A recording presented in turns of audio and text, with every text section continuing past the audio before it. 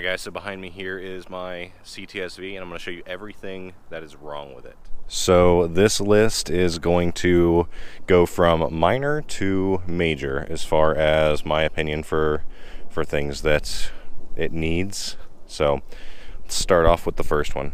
So first is these cheap tires. We have some Atlas Force Ultra High Performance. These are just some cheap all seasons. This car needs better and stickier tires because these aren't doing anything.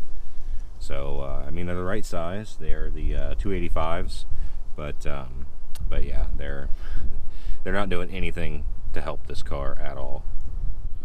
So second thing is the TPMS sensors in the front wheels do not work. Either that or they're just not there at all.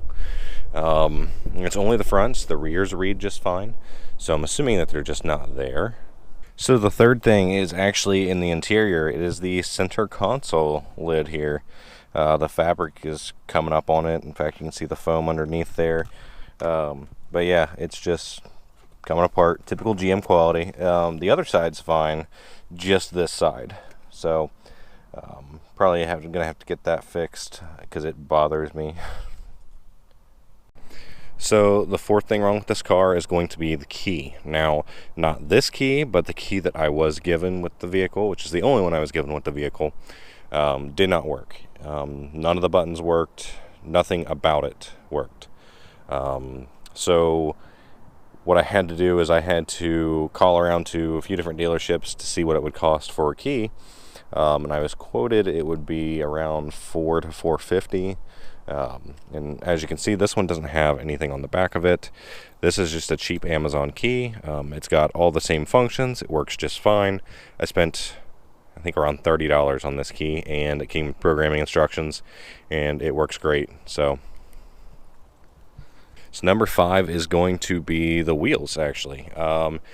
Every single wheel has some sort of curb damage. This one was pretty bad, but it got covered up prior to me purchasing it, and even took out a chunk of the tire there. So for number 6, we're going to have the front brakes. Nothing wrong with the brakes themselves. Just the pads and rotors are pretty wore out. In fact, you can see some pretty bad discoloration on that rotor. It's definitely ready for retirement. So not that brakes are very cheap, but we're going to get some new ones put on ASAP.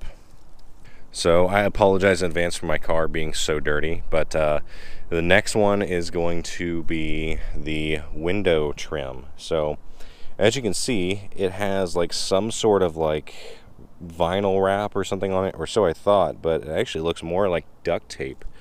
You could see the very, very poor quality job that they did, or whoever did when they did this vehicle. It's like that on both sides. It's actually even like that over around here on the back piece that says Cadillac. All the badges are blacked out, and I'm not sure if they're painted or what, but it just looks terrible. So for number 8 here, we have the window tint. It's actually easier to show you on the inside, and I'll show you why. As you can see, very bright out this window, really dark out this window, which is fine during the day, but at night you cannot see anything out of this car. You can't even see your mirrors.